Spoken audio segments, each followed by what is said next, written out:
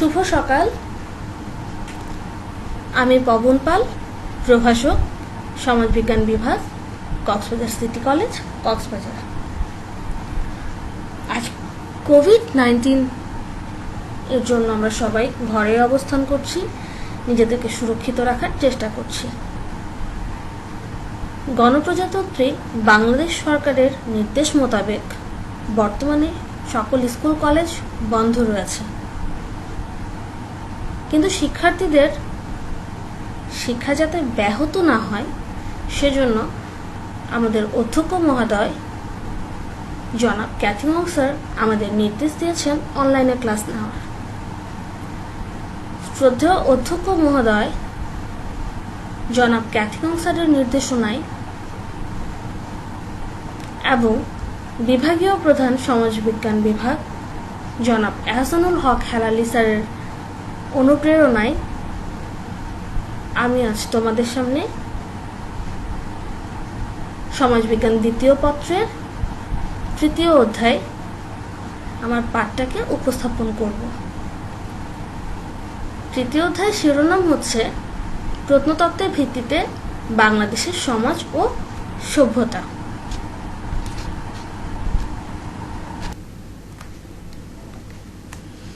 প্রিয় শিক্ষার্থীরা, আমরা প্রথম স্লাইডে দেখতে পাচ্ছি প্রত্নতত্ত্বের ধারণা ও এর উৎস। প্রত্নতত্ত্ব বলতে বোঝায় প্রাগৈতিহাসিক সমাজ ও মানুষ সম্পর্কিত বিজ্ঞানভিত্তিক অধ্যয়ন।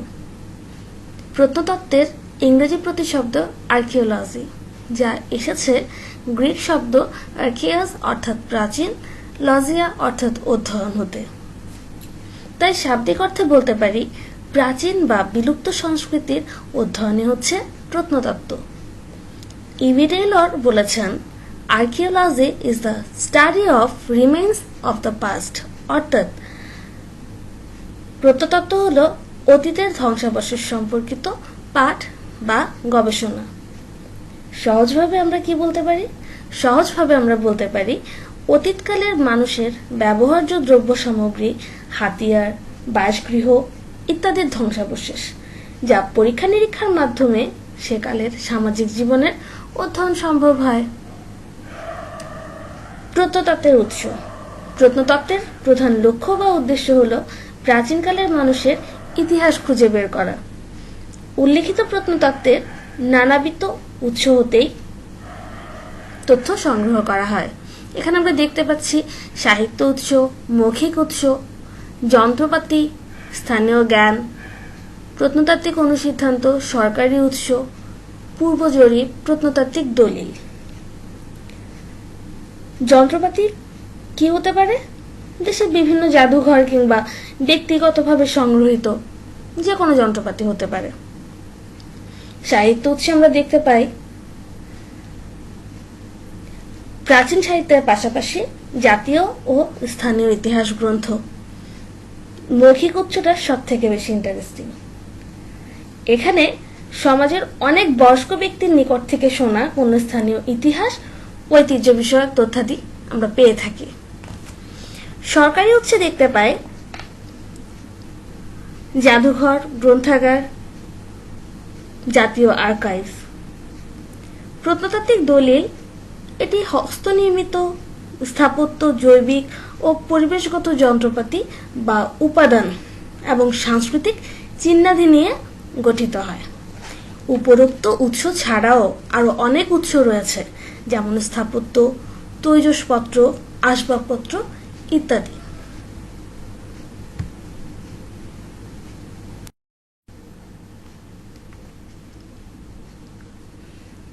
প্রত্নতত্ত্বের সময়কালের ভিত্তিতে সমাজের শ্রেণীবিভাগ, এটা আমরা আমাদের সেকেন্ড স্লাইডে দেখব।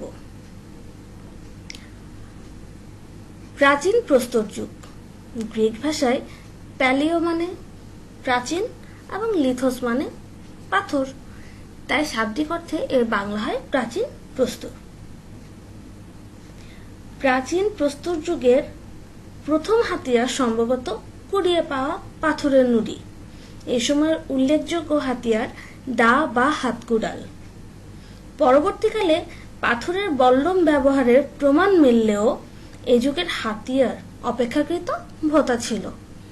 প্রাচীন প্রস্তর যুগের বৈশিষ্ট্য: খাদ্য সংগ্রহকারী, আগুনের ব্যবহার, যাযাবর জীবন, জাদুবিদ্যা ও অতিপ্রাকৃতের জ্ঞান, বাঁশ, চামড়া ও কাঠের ব্যবহার, জনসংখ্যার অপ্রতুলতা, শ্রম বিভাজনের অভাব, দলবদ্ধভাবে বসবাস, শ্রেণী ভেদের অভাব, স্বনির্ভরতা, সম্ভববাদ। এই বৈশিষ্ট্য থেকে আমরা এতটুকু বুঝতে পারি যে তারা দলবদ্ধভাবে বসবাস করত তাদের খাদ্য সংগ্রহ করার জন্য। তারাই প্রথম পাথরে পাথর ঘষে আগুনের ব্যবহার শেখে। তাদের জীবনটা যাযাবর ছিল, স্থায়ী কোনো বসতি ছিল না। তারা পাথর দিয়ে মূলত পশু পাখি শিকার করত এবং পশুর কাঁচা মাংস খেত আগুনে ঝলসিয়ে।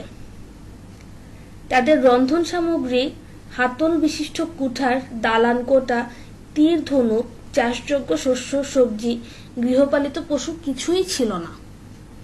তারা সকলেই স্বনির্ভর ছিল এবং সকলেই সমানভাবে ভাগ করে খেত।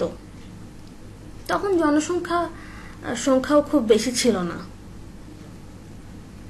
সমাজ ও সভ্যতা বিকাশে প্রাচীন প্রস্তর যুগের প্রভাব: হাতিয়ার আবিষ্কার, সামাজিক সংগঠন, আগুনের আবিষ্কার, ভাষা, চিত্রকলা। যেহেতু প্রধান উদ্দেশ্য খাদ্য সংগ্রহ করা ছিল, সেহেতু তারা সবসময় পাথরের তৈরি হাতিয়ার ব্যবহার করত। পাথরের চাকু, হাড়ের অস্ত্র, এই সকল জিনিস তারা আবিষ্কার করেছে তাদের নিজ প্রয়োজন মেটানোর জন্য। সামাজিক সংগঠনের ক্ষেত্রে আমরা দেখি শুধুমাত্র তারা খাদ্য সংগ্রহের জন্য জোটবদ্ধ হতো। এর পরপরই তাদের প্রয়োজন শেষ, তাদের জোট ভেঙে যেত। তাই তাদের মধ্যে সামাজিক বন্ধন বা সংহতি দৃঢ় হয়নি। তাদের অঙ্কিত চিত্র দেখে বোঝা যায় যে তারা মূলত শিকারের সাথেই জাদুবিদ্যার তুলনা করত। এছাড়া সামাজিক কর্মকাণ্ড, পূজা পার্বণ, রীতিনীতি ও তারা তাদের চিত্রের মাধ্যমে প্রকাশ করত। এ যুগের মানুষের ভাষা ছিল অক্ষরহীন। তারা তাদের প্রয়োজনে তারা বিভিন্ন শব্দের সাহায্যে ও আকার ইঙ্গিতের মাধ্যমে মনোভাব প্রকাশ করত। এবার নব্যপ্রস্তর যুগে আসি। নব্যপ্রস্তর যুগকে নিউ স্টোন এজ বলা হয়। নব্যপ্রস্তর যুগের বয়স প্রাচীন প্রস্তর যুগের যন্ত্রপাতির বয়সের তুলনায় অনেক কম। মূলত প্লাস্টোসিনের শেষ ভাগে বা হলোসিনের প্রারম্ভ থেকে খ্রিস্টের জন্মের ৩,৫০০ বছর পূর্ব পর্যন্ত নব্যপ্রস্তর যুগ। এই নব্যপ্রস্তর যুগের বৈশিষ্ট্য আমরা দেখতে পাই: পশুপালন ও কৃষিকাজ, বাসস্থান নির্মাণ, তীক্ষ্ণ মসৃণ ও ধারালো হাতিয়ারের ব্যবহার, মৃৎশিল্পের আবিষ্কার, যাযাবর জীবনের সমাপ্তি, ভাষার উদ্ভব, বিভিন্ন শ্রেণী ও সম্প্রদায়ের সৃষ্টি, অলংকার ও সাজসজ্জা। এখানে ভাষার উদ্ভবে আমরা দেখতে পাই মানুষ অন্যের জ্ঞান এবং অভিজ্ঞতাগুলো মুখের ভাষার মাধ্যমে আয়ত্ত করে। যেমন কোনো গাথা, বচন, প্রবাদ প্রবচন অথবা খুব অভিজ্ঞ ব্যক্তির মুখে প্রচলিত যে কোনো তথ্য যা বারবার পুনরাবৃত্তি হয়ে থাকতো। অলংকার এবং সাজসজ্জায় দেখা যায় পুঁতির মালা। এটা পুরুষ নারী অনেক সময় উভয়েই পরিধান করত। লকেট সহ মালা পরত এবং সেই সাথে হাতে বালাও পরত। বাসস্থান নির্মাণ তারা শিখে এরপরে আস্তে আস্তে তাদের যাযাবর জীবনের সমাপ্তি দেখতে পায়। তবে তখনও অবধি বাসস্থান ছিল শুধুমাত্র গাছের বাকল, পাতা, অল্প কিছু পাথর। মোট কথা তারা গুহা থেকে বেরিয়ে এসছে এবং নিজেদের জন্য কোনো না কোনোভাবে বাসস্থান নির্মাণ করছে। কৃষিকাজ বলতে একদম পুরো দমের কৃষিকাজ শুরু না হলেও তারা উদ্যানমূলক কৃষিকাজ থেকে শুরু করেছে। কৃষিকাজটা তখন তার পরিধিটাকে বিস্তৃত করেছে এবং সেই সাথে সাথে বিভিন্ন শ্রেণী এবং সম্প্রদায়েরও সৃষ্টি হয়েছে। তখন তাদের তৈরি প্রত্যেকটা অস্ত্রই ছিল তীক্ষ্ণ, মসৃণ এবং ধারালো। সমাজ ও সভ্যতা বিকাশে নব্যপ্রস্তর যুগের প্রভাব। সামাজিক সংগঠন, অর্থনৈতিক অবস্থা, কৃষির উদ্ভব, সাংস্কৃতিক বিকাশ, ব্যক্তি মালিকানার উদ্ভব, বিনিময় প্রথা ও ব্যবসায় বাণিজ্য, পরিবারের উৎপত্তি। এ যুগে সামাজিক সংগঠনের ভিত্তি ছিল মূলত টোটেম বিশ্বাস, অর্থাৎ তারা বিশেষ কোনো বৃক্ষ বা জন্তু বা অন্য কিছুকে কুসংস্কার বলে পূজা করত। খাদ্য ও উপকরণ গ্রামের মানুষরা যেহেতু নিজেই উৎপাদন করত, সেজন্য তারা স্বনির্ভর ছিল। কিন্তু আমরা এখানে বিনিময় প্রথাটা দেখতে পাই। যেহেতু তারা তাদের নিজেদের প্রয়োজনীয় সমস্ত খাদ্য উৎপাদন করতে পারত না, সেহেতু যে যেটা পারত অন্যজনকে সেটার বিনিময়ে তার প্রয়োজনীয় দ্রব্যাদি অন্যজনের কাছ থেকে চেয়ে নিত। কিন্তু এখানেও সীমাবদ্ধতা থাকার কারণে মূলত এই ব্যবসা বাণিজ্যের উদ্ভবটা ঘটে।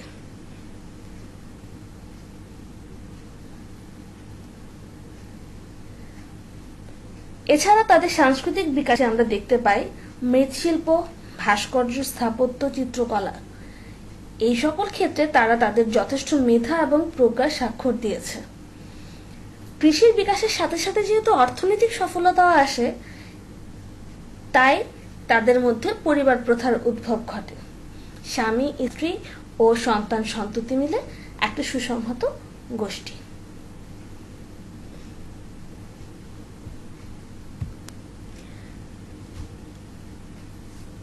এই পরিবার প্রথার উৎপত্তির সাথে সাথে আমরা দেখতে পাই জমিতে প্রথম মালিকানা দেখা যায় না। এখন সকলে ব্যক্তি মালিকানায় কিছুটা হলেও বিশ্বাসী হতে শুরু করে।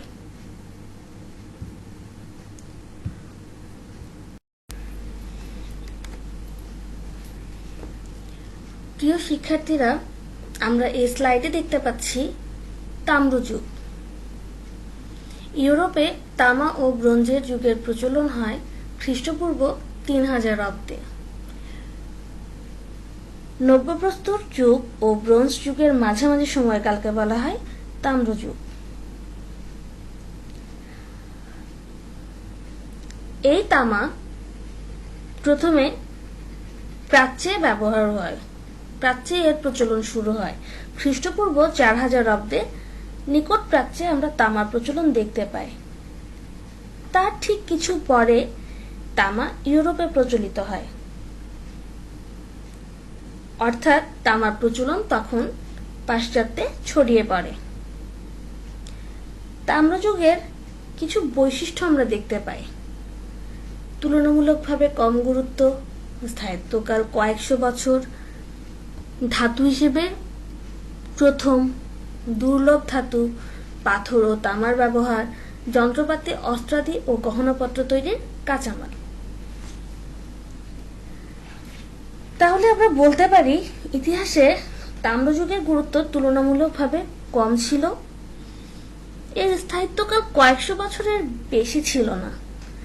ধাতু হিসেবে এটা প্রথম ছিল এবং দুর্লভ ধাতু ছিল। তামা এবং পাথরকে যতদিন পর্যন্ত মানুষ হাতিয়ার হিসেবে পাশাপাশি ব্যবহার করেছে, ততদিন পর্যন্ত এই অবস্থাকে তাম্রপলি যুগ বলে আখ্যায়িত করা হয়।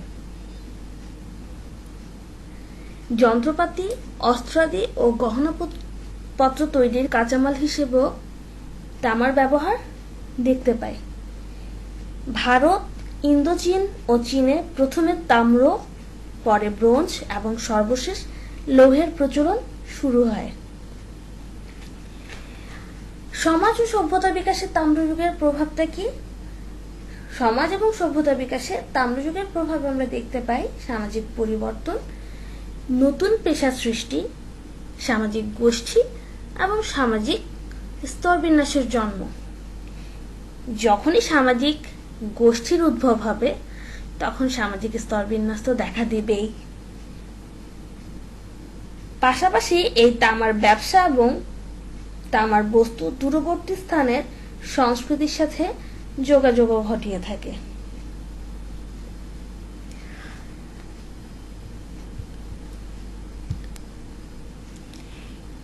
এবার আসি ব্রোঞ্জ যুগে। ব্রোঞ্জ যুগ ধাতুগত সাংস্কৃতিক উন্নয়নের তৃতীয় পর্যায় হল ব্রোঞ্জ যুগ।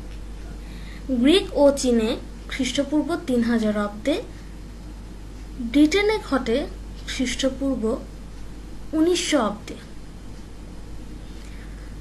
টিন এবং তামার সমন্বয়ে ব্রোঞ্জ ধাতুর উৎপত্তি। তাহলে আমরা বলতে পারি এটি একটি সংকর ধাতু। ব্রোঞ্জ যুগের কিছু বৈশিষ্ট্য আছে।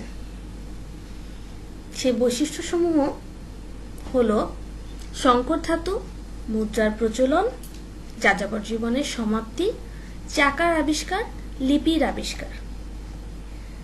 ব্রোঞ্জই একমাত্র ধাতু যা মানুষ অধিক ব্যবহার করত এবং ব্রোঞ্জ যুগের 3টি শ্রেণী চোখে পড়ে। এই শ্রেণীগুলো হল প্রাক ব্রোঞ্জ যুগ, মধ্য ব্রোঞ্জ যুগ এবং পরবর্তী ব্রোঞ্জ যুগ। এই সময় মুদ্রানীতির প্রবর্তনও হয়ে থাকে। চাকার আবিষ্কারের ফলে ষাঁড়চালিত গাড়ির প্রবর্তন হয়। সমাজ ও সভ্যতা বিকাশে ব্রোঞ্জ যুগের প্রভাব। ব্যবসা বাণিজ্যের প্রসার, চাষাবাদে পশুর ব্যবহার, নগর সভ্যতার বিকাশ, ব্রোঞ্জের তৈরি হাতিয়ার, লিখন পদ্ধতির উন্নয়ন, বিভিন্ন সভ্যতার বিকাশ। ব্যবসা বাণিজ্যের ব্যাপক প্রসারের ফলে ব্রোঞ্জ যুগে বিনিময় ব্যবস্থার প্রবর্তন হয়। আর যখনই বিনিময় ব্যবস্থার প্রবর্তন হয় তখনই আমরা মুদ্রা অর্থনীতির বিকাশ দেখতে পাই। অধিক জনসমষ্টি মিলে বড় বড় স্থায়ী মানব সমাজ গড়ে ওঠে। এ যুগে উৎপাদন ব্যবস্থার কিছু উন্নতি হওয়ায় মানুষ স্থায়ীভাবে একত্রে বসবাস করার চিন্তা ভাবনা করে। এ পর্যায়ে লেখা আবিষ্কার হয়। লেখা আবিষ্কার হওয়ায় শিক্ষা এবং জ্ঞানের কিছুটা প্রসার ঘটে। ব্রোঞ্জ যুগে ব্রোঞ্জের তৈরি অস্ত্র ও অলংকার হয়। ব্রোঞ্জ যুগে মূলত বিভিন্ন সভ্যতার বিকাশ ঘটে।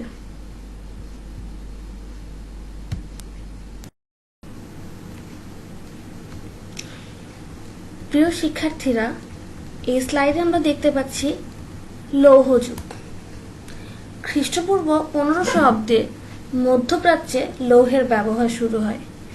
এশিয়া মাইনরে বসবাসকারী হিট্টাইটদের মধ্যে সর্বপ্রথম লৌহ শিল্পের ব্যবহার শুরু হয়। লৌহ যুগের বৈশিষ্ট্য আমরা দেখতে পাই যন্ত্রচালিত শক্তির ব্যবহার, অকৃষিজ পেশা, অস্ত্রশিল্পে লোহার ব্যবহার, শ্রেণী ভেদাভেদ দৃশ্যমান। এ সময় বা এ যুগে এসে মানুষ উৎপাদন ব্যবস্থায় যন্ত্রচালিত শক্তির ব্যবহার করতে শুরু করে। কৃষি পেশার পাশাপাশি অকৃষিজ পেশা পরিলক্ষিত হয়। অস্ত্রশিল্পেও লোহার ব্যবহার প্রতীয়মান হয়। যেহেতু শ্রম বিভাজন আছে সেহেতু শ্রেণী ভেদাভেদ দৃশ্যমান থাকা স্বাভাবিক। সমাজ ও সভ্যতা বিকাশে লৌহ যুগের প্রভাব। নগর সভ্যতার উদ্ভব, শ্রম বিভাজন ও শিল্প, বর্ণভিত্তিক লিপির আবিষ্কার, চাকার বিচিত্র ব্যবহার, যাতায়াত ব্যবস্থার উন্নতি, সামাজিক শ্রেণীর উদ্ভব।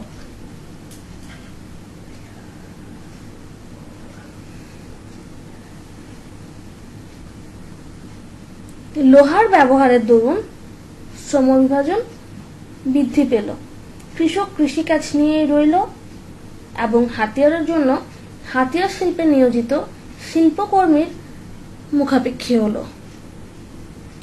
ধাতু উত্তোলন, হাতিয়ার নির্মাণ, কৃষিকাজ পরস্পর থেকে বিচ্ছিন্ন হয়ে গেল। এভাবে শ্রম বিভাজনের উদ্ভব হলো। বর্ণভিত্তিক লিপির আবিষ্কারে দেখতে পাই আমরা প্রথমে এক ধরনের লিপি ছিল হায়ারোগ্লিফিক। হায়ারোগ্লিফিক মূলত চিত্রলিপি ছিল, চিত্রের মাধ্যমে বোঝানো হতো, কিন্তু লৌহ যুগে সেটা বর্ণভিত্তিক রূপ লাভ করে। চাকার আবিষ্কারের সাথে সাথে তার বিচিত্র ব্যবহারও দেখতে পাওয়া যায়। লোহা দিয়ে যেহেতু চাকা তৈরি হলো, এই চাকা আবিষ্কারের ফলে যাতায়াত, পণ্য পরিবহন, ব্যবসা বাণিজ্য, কারবার বৃদ্ধি পায়। ভাবের আদান প্রদান সেটাও বৃদ্ধি পায়। এই যে যাতায়াত ব্যবস্থার উন্নতি, সেটা মূলত সম্ভব হয়েছে চাকার আবিষ্কারের ফলে। যেহেতু শ্রম বিভাজন দেখতে পাচ্ছি, সেজন্য এখানে সামাজিক শ্রেণীর উদ্ভবটাও চোখে পড়ে।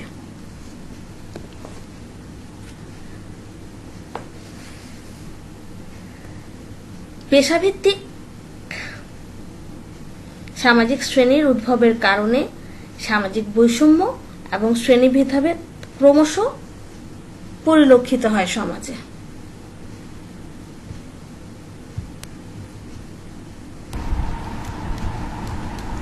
সুপ্রিয় শিক্ষার্থীরা, এই স্লাইডে আমরা দেখতে পাচ্ছি ওয়ারী বটেশ্বর 2200 বছরের প্রাচীন এবং এর সঙ্গে ভূমধ্য সাগর এবং দক্ষিণ পূর্ব এশিয়ার সাথে যোগাযোগ রয়েছে। নরসিংদীর বেলাব উপজেলার প্রায় 4 কিলোমিটার দক্ষিণ পশ্চিমে ওয়ারী ও বটেশ্বর গ্রামে অবস্থিত এই ওয়ারী বটেশ্বর। ওয়ারী বটেশ্বরকে অনেক গ্রিক ভূগোলবিদ, জ্যোতির্বিদ, গণিতবিদ টলেমির সোনা গড়া বলেছেন। স্থানীয় একজন বিদ্যালয় শিক্ষক মোহাম্মদ হানিফ পাঠান সর্বপ্রথম 1933 খ্রিস্টাব্দের ডিসেম্বরে ওয়ারী গ্রামে শ্রমিকরা মাটি খননকালে একটি পাত্রে কয়েকটি মুদ্রা আবিষ্কার করেন। তিনি সাপ্তাহিক মোহাম্মদীতে প্রাচীন মুদ্রা প্রাপ্তি শীর্ষক সংবাদ প্রকাশ করায় ওয়ারী বটেশ্বর প্রথম সুধী সমাজের নজরে আসে। অবশেষে জাহাঙ্গীরনগর বিশ্ববিদ্যালয়ের প্রত্নতত্ত্ব বিভাগের অধ্যাপক শফি মোস্তাফিজুর রহমানের নেতৃত্বে একটি দল 2000 সালে আনুষ্ঠানিক ও বৈজ্ঞানিকভাবে প্রত্নতাত্ত্বিক খনন কাজ শুরু করে। এখানে পাওয়া গেছে ডাবল ডিফেন্সের দুর্গনগর, গর্ত বসতি বাংলাদেশে প্রথম আবিষ্কার। ওয়ারী বটেশ্বরে পাওয়া গেছে গর্ত করে বসবাসের উপযোগী ঘরের চিহ্ন। এ ধরনের গর্ত বসতি দেখে অনুমান করা যায় পূর্বে মানুষ এ ধরনের ছোট গর্তে বসবাস করত, এবং এতে এটাও প্রমাণিত হয় যে তাম্রপ্রস্তর যুগেও এখানে মানব বসতি ছিল। নদী বন্দর ও সমৃদ্ধ বাণিজ্য নগর ওয়ারী বটেশ্বরে দেখা যায়। 3000 বছরের প্রাচীন বিশ্ববিখ্যাত সিল্ক রুটের সাথে সংযুক্ত ছিল এই ওয়ারী বটেশ্বর। ভৌগোলিকভাবে ওয়ারী বটেশ্বর পুরাতন ব্রহ্মপুত্র নদের উপত্যকায় অবস্থানের কারণে মনে করা হয় আসামের সাথে স্থানটির বাণিজ্যিক যোগাযোগ ছিল। পেশা হিসেবে কৃষি ও মৎস্য শিকার পরিলক্ষিত হয়। যাতায়াত ও পণ্য পরিবহনে নদ নদীর ব্যবহার দেখতে পায়। ধাতু গলিয়ে মুদ্রা তৈরির প্রযুক্তি সহ এর অধিবাসীরা উন্নত প্রযুক্তির সাথে পরিচিত ছিল। ধর্মীয় বিশ্বাস সম্পর্কে সুনির্দিষ্ট তথ্য পাওয়া না গেলেও বৌদ্ধ ও শৈব উভয় ধর্ম প্রচলিত ছিল বলে ধারণা করা হয়। আর পাশে আমরা যে চিত্রটা দেখতে পাচ্ছি সেটি হলো ওয়ারি বটেশ্বরে হতে প্রাপ্ত কিছু মৃৎপাত্র, যা তারা তাদের দৈনন্দিন প্রয়োজনে ব্যবহার করে থাকতো।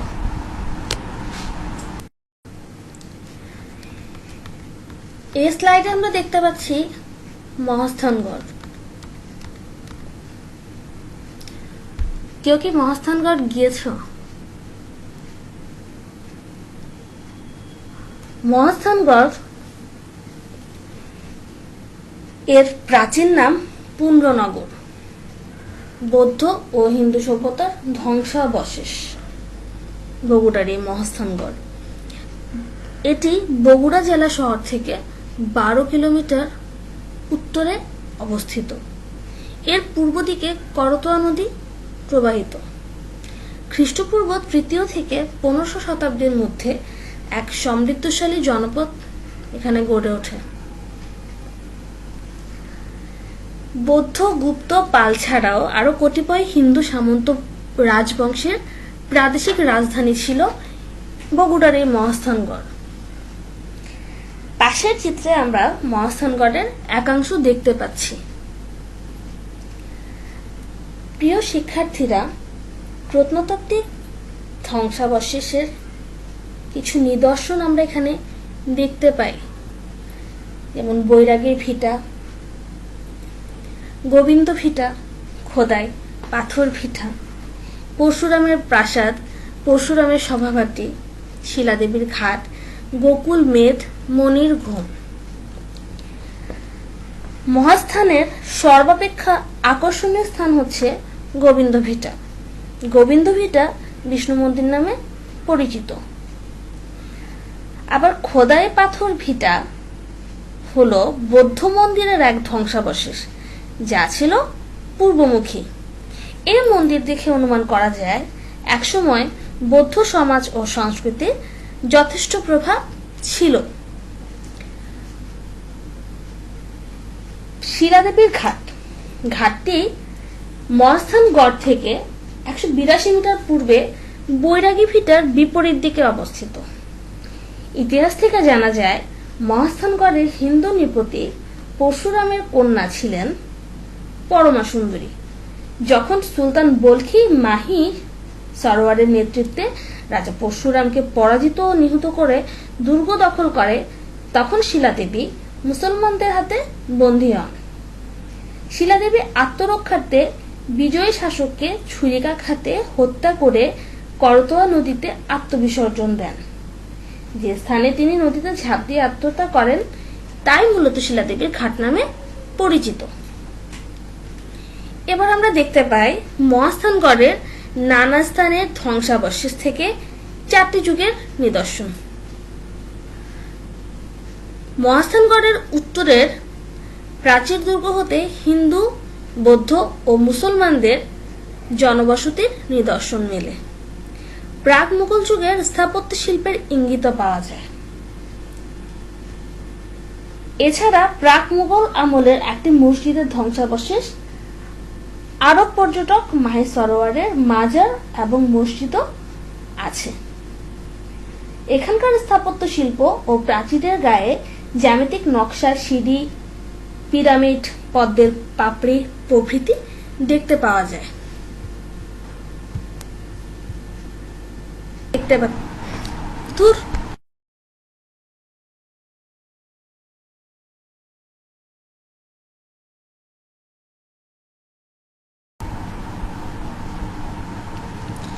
এই স্লাইডে আমরা দেখতে পাচ্ছি ময়নামতি। এটি বৌদ্ধ সভ্যতার অন্যতম প্রত্নতাত্ত্বিক নিদর্শন। কুমিল্লা জেলা শহর থেকে 8 কিলোমিটার পশ্চিমে অবস্থিত। চন্দ্রবংশীয় রাজা মানিকচন্দ্রের স্ত্রী ময়নামতির নাম অনুসারে এর নামকরণ করা হয়। খ্রিস্টীয় 8ম থেকে দ্বাদশ শতাব্দী পর্যন্ত এই অঞ্চলে বৌদ্ধ সভ্যতা ও সংস্কৃতির বিকাশ ঘটে। কতকগুলো ছোট পাহাড়ের সমন্বিত রূপ হলো এই ময়নামতি। 1955 সালে আনুষ্ঠানিক খনন কার্য শুরু হয়। প্রত্নতাত্ত্বিক ধ্বংসাবশেষে আমরা দেখতে পাই শালবন বিহার, কৌটিলা মুড়া, রূপবান মুড়া, চারপত্র মুড়া, আনন্দ বিহার। প্রত্নস্থানের খননকৃত প্রত্নস্থানের মধ্যে সবচেয়ে গুরুত্বপূর্ণ হল শালবন বিহার। এটি মূলত বৌদ্ধ বিহার, যা একটি কেন্দ্রীয় মন্দিরকে ঘিরে তৈরি করা হয়েছে। বৌদ্ধ বিহারের ভিক্ষুদের বসবাসের জন্য এখানে 115টি কক্ষ রয়েছে। কক্ষগুলোর দেয়াল 5 ফুট চওড়া এবং কক্ষের সামনে 8.5 ফুট চওড়া বারান্দা রয়েছে। কক্ষগুলোতে ইটের বেদি দেখে বোঝা যায় কক্ষগুলো সন্ন্যাসীরা ব্যবহার করত এবং পূজা অর্চনার কাজেও ব্যবহৃত হয়েছে। শালবন বিহারের পরিকল্পনা ও স্থাপত্য শিল্প অত্যন্ত উন্নত মানের ছিল। কৌটিলা মুড়া। শালবন বিহার হতে প্রায় 5 কিলোমিটার উত্তরে কৌটিলা মুড়া নামক একটি অনুচ্চ পাহাড়ের 3টি স্তূপ আবিষ্কৃত হয়েছে। এই 3টি স্তূপকে বৌদ্ধ ধর্মের 3টি মূল দার্শনিক ধারণার প্রতীক রূপে কল্পনা করা হয়েছে, যথা বুদ্ধ বা জ্ঞান, ধর্ম বা ন্যায় এবং সংঘ বা শৃঙ্খলা। রূপবান মুড়া, এটি মূলত খনন কার্যের পর দেখা যায় সমাধি মন্দির, মঠ বা আশ্রমের স্তূপ। আনন্দ বিহার। ময়নামতিতে আবিষ্কৃত ধ্বংসস্তূপের মধ্যে আনন্দ বিহার সর্ববৃহৎ। এই বিহারটি যে ডিবিতে অবস্থিত তাকে স্থায়ীভাবে আনন্দ রাজার বাড়ি বলেই সবাই জানে। এখান হতে উদ্ধারকৃত প্রাচীন সম্পদসমূহ হল 8টি তাম্রশাসন, পোড়ামাটির ফলকচিত্র, স্বর্ণ মুদ্রা, রৌপ্য মুদ্রা ও অলঙ্কার, ব্রোঞ্জ নির্মিত বুদ্ধ মূর্তি, দৈনন্দিন জীবনের ব্যবহার্য দ্রব্য সামগ্রী। এ সময় বৌদ্ধ সভ্যতার এক স্বর্ণযুগ কেটেছে। বাংলাদেশে বিশেষ করে কুমিল্লা অঞ্চলে কয়েক শত বছর ব্যাপী বৌদ্ধ ধর্ম, সমাজ, সংস্কৃতি তথা বৌদ্ধ সভ্যতার স্বর্ণযুগ দেখতে পাওয়া যায়। মুদ্রা অর্থনীতির প্রচলনও হয়। তৎকালীন শিল্পীদের মধ্যে শিল্প দক্ষতার নিদর্শন দেখতে পাওয়া যায়। প্রাপ্ত নিদর্শন থেকে বাংলার সামাজিক, রাজনৈতিক, ধর্মীয় অবস্থা এবং জনজীবনের চিত্র আমরা দেখতে পাই। পাশে যে সচিত্রটি দেখতে পাচ্ছি সেটি হচ্ছে ময়নামতির। এত প্রত্নস্থান পড়ানোর পর আমি জানি সবারই একটু হলেও যেতে ইচ্ছে করছে।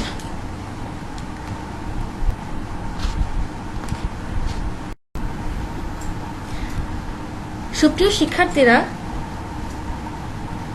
আমাদের সর্বশেষ স্লাইড সিন্ধু সভ্যতা। বাংলাদেশের সভ্যতা বিকাশে সিন্ধু সভ্যতার অবদান নিয়ে আলোচনা করব এখন। সিন্ধু সভ্যতা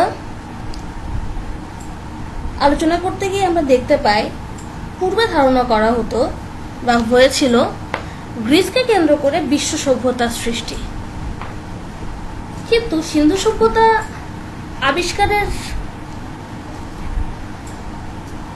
ধ্বংসাবশেষ দেখতে গিয়ে দেখলাম পাকিস্তানের সিন্ধু প্রদেশের মহেঞ্জোদারো ও পাঞ্জাবের মন্টগোমারি জেলার হরপ্পা, এ দুটির ধ্বংসাবশেষকে একত্রে সিন্ধু সভ্যতা বলা হয়ে থাকে। খ্রিস্টপূর্ব 5000 বছর আগে এই সভ্যতার সূচনা হয়। মিশর ও সুমারের তুলনায় সিন্ধু সভ্যতা অধিক বিস্তৃত। সিন্ধু সভ্যতার সামাজিক সাংস্কৃতিক দিক এবং এর অবদান। সিন্ধু সভ্যতাকে ঐতিহাসিকরা হরপ্পা সংস্কৃতি বা সভ্যতা বলে অভিহিত করেছেন। পোশাক পরিচ্ছদের ক্ষেত্রে নারী ও পুরুষ উভয়ই সুন্দর ঝলমলে পোশাক ও অলঙ্কার ব্যবহার করত। প্রথম দিকে লেখার জন্য 360টি চিহ্ন ব্যবহার করা হলেও খ্রিস্টপূর্ব 2070 অব্দে চিহ্ন সংখ্যা কমে 20টিতে দাঁড়ায়। বাড়িঘরের ধরনে পোড়ানো ইটের তৈরি বাড়ি, গোসলখানা ও উন্নত পয় নিষ্কাশন ব্যবস্থা পরিলক্ষিত হয়। এ সভ্যতার অর্থনীতি কৃষি ও ব্যবসা বাণিজ্যের উপর নির্ভরশীল ছিল। অগ্রগামী প্রযুক্তি হিসেবে গরুর গাড়ি ও নৌকা ব্যবসা ও ভ্রমণের প্রধান মাধ্যম হিসেবে ব্যবহার হতো। লেনদেনের ক্ষেত্রে মুদ্রার প্রচলন শুরু না হলেও বিনিময় ব্যবস্থা প্রচলিত ছিল। অর্থাৎ ডাল কেউ একজন উৎপাদন করছে, সেটা ডালের বিনিময়ে যে চাল উৎপাদন করছে তার থেকে চাল নিয়ে নিচ্ছে। যদি চালের দাম বেশি হয় তাহলে সে তাকে তার জন্য একটু বেশি মাত্রায় ডাল দিচ্ছে। অর্থাৎ সে যদি 1 কেজি চাল দিয়ে থাকে তাহলে তাকে 2 কেজি ডাল দিচ্ছে। বর্ণপ্রথার অস্তিত্ব না থাকলেও এ সমাজে 4 ধরনের বর্ণভিত্তিক শ্রেণী চোখে পড়ে। এ যুগের মানুষদের ধর্মবিশ্বাস সম্বন্ধে নিশ্চিত করে বলা যায় না। এখানে মাতৃপূজা খুব জনপ্রিয় ছিল, সেই সাথে শিব পূজা হতো, আর এছাড়া বৃক্ষ, পাথর, সাপ, পশু পাখির উপাসনা পরিলক্ষিত হয়। ধর্মীয় ও রাজনৈতিক নেতা হিসেবে পুরোহিত রাজাই ছিলেন সিন্ধু সভ্যতার প্রশাসনের শীর্ষে। অর্থাৎ পুরোহিত যা বলতেন তাই তাদের রাজনৈতিক জীবন ছিল। সিন্ধু সভ্যতা শিল্পকলা ও কারুকার্যে বেশ সমৃদ্ধি অর্জন করেছে। সিন্ধু যুগে লৌহের ব্যবহারের প্রচলন ছিল না। সিন্ধু সভ্যতার বিলুপ্তি, যদিও নির্দিষ্ট করে আসলে বলা যায় না কেন সিন্ধু সভ্যতার পতন হয়েছে, কারণ সভ্যতা গড়তে অনেক সময় লাগলেও পতনে কিন্তু অধিক সময় লাগে না। যদিও অনুমান করাই হচ্ছে, তারপরে বলছি যে সিন্ধু সভ্যতার বিলুপ্তি হয়েছে ধারণা করা হয় মহামারী, বন্যা, প্লাবন ও ভূমিকম্প, বহিঃশত্রুর আক্রমণ, আভ্যন্তরীণ সংকট, মাটির উর্বরতার হ্রাস ও অবক্ষয়। মাটির উর্বরতার হ্রাস এবং অবক্ষয় হলে খাদ্য সংকট হবে, সেটাও খুব স্বাভাবিক। আবহাওয়া, জলবায়ুর পরিবর্তন, গড় বৃষ্টিপাতের পরিমাণ কমে যাওয়া, বন উজাড় ও মরুকরণ, ভৌগোলিক আকার সংক্রান্ত পরিবর্তন, এই সকল কারণেই সম্ভবত সিন্ধু সভ্যতার বিলুপ্তি ঘটে। সিন্ধু সভ্যতার এই অবক্ষয়ে মধ্য ও দক্ষিণ এশিয়ার সভ্যতার প্রাথমিক যুগের পতন ঘটে। আজ এ পর্যন্তই।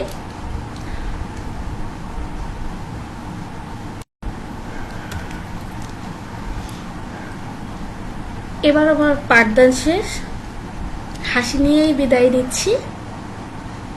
সবাইকে ধন্যবাদ। আশা করছি আমার এই প্রয়াস তোমাদের একটু হলেও কাজে লাগবে। চলো আমরা সবাই ঘরেই থাকি, সুস্থ থাকি।